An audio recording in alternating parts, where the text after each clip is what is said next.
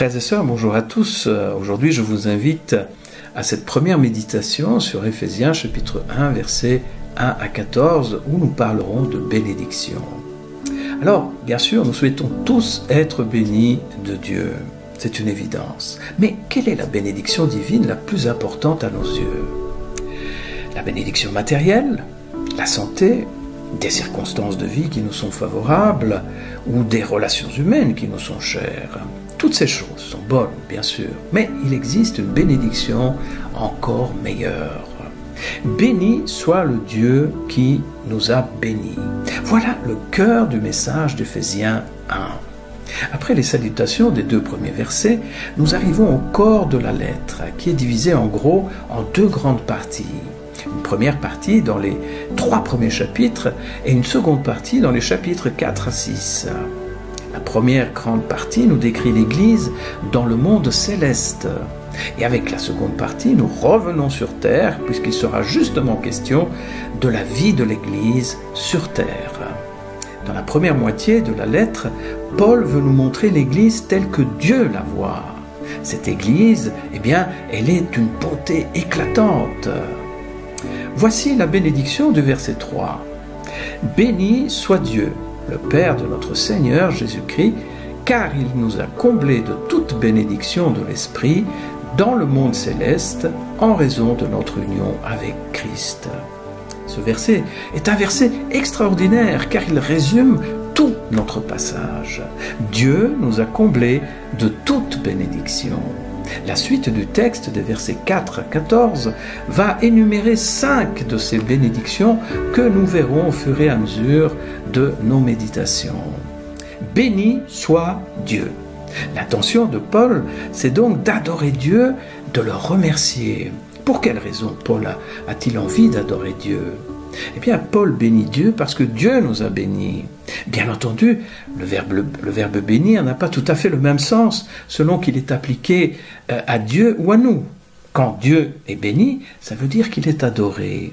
Quand nous sommes bénis, ça veut dire que nous sommes comblés. Ça veut dire que Dieu répond à nos besoins les plus profonds.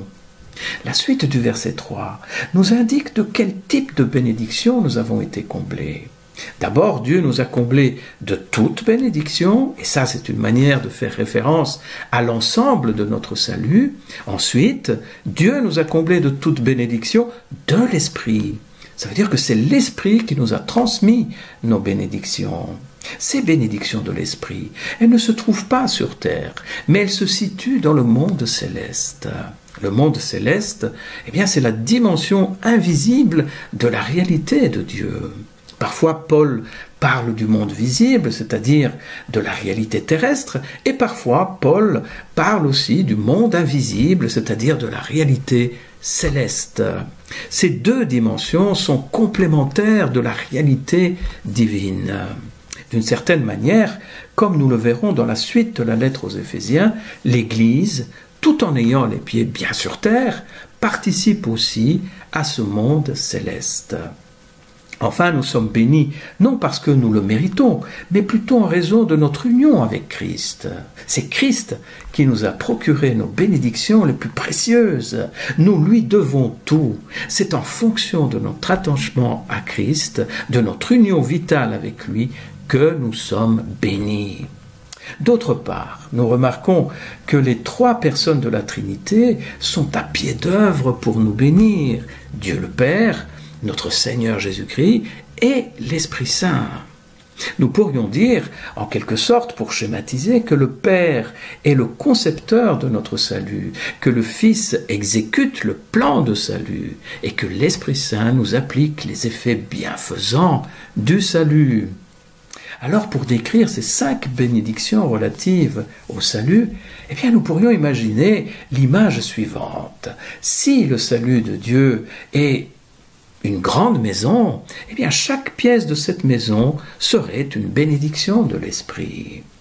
Dans les versets 4 à 14, il y a 5 bénédictions, donc 5 pièces. Et je vous invite à rentrer dans la première de ces pièces que nous trouvons au verset 4. Le verset 4 qui dit « En lui, bien avant de poser les fondations du monde, il nous avait choisis pour que nous soyons saints et sans reproche devant lui. C'est la première bénédiction. Nous sommes choisis. Cette notion du choix de Dieu nous provient de l'Ancien Testament déjà. Nous savons que Dieu a choisi le peuple d'Israël, le peuple élu.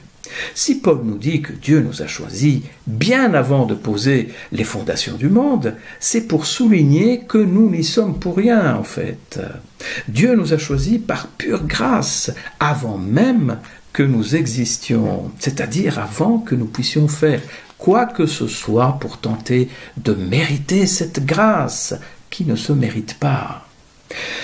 Dieu nous a choisis pour que nous soyons saints et sans reproche devant lui. Son plan a pour but de transformer nos pensées et notre comportement. Un jour, nous serons parfaitement saints et sans reproche, puisqu'il aura achevé notre transformation. Cette première bénédiction est absolument révolutionnaire. Pourquoi ? Parce que toutes les relations dans notre société sont généralement fondées sur le mérite. Presque toute relation humaine, qu'elle soit professionnelle, amoureuse, amicale ou autre, dépend de ce que nous avons à offrir à l'autre. De notre apparence physique, de notre intelligence, de nos qualités, de notre caractère, de nos compétences ou de nos performances. Les gens nous choisissent uniquement s'ils considèrent que nous en valons la peine. Mais s'ils ont un doute quelconque sur nous, ils vont nous éviter et dans certains cas, si nous décevons l'autre, il met fin à la relation avec nous. Heureusement, il y a une exception à cette règle. Dieu, frères et sœurs, est le seul qui nous libère complètement de la pression de mériter d'être choisis. Dieu ne nous a pas choisis parce que nous étions saints et sans reproche, mais il nous a choisis pour que nous devenions saints et sans reproche. Et c'est très différent. Autrement dit, son choix, pour nous, il est inconditionnel. À lui soit la gloire. Père Céleste, béni sois-tu. Seigneur, ô combien j'ai envie de te louer et de t'adorer. Merci d'avoir imaginé et conçu un salut qui dépasse l'intelligence humaine. Merci de m'avoir accordé ce que je ne mérite pas. Merci pour cette grâce, Seigneur. Seigneur, tu m'as choisi, moi qui n'avais rien, pour attirer ton regard. Seigneur, à toi l'honneur et la gloire. Amen. Je vous souhaite une bonne réflexion. Dieu vous bénisse.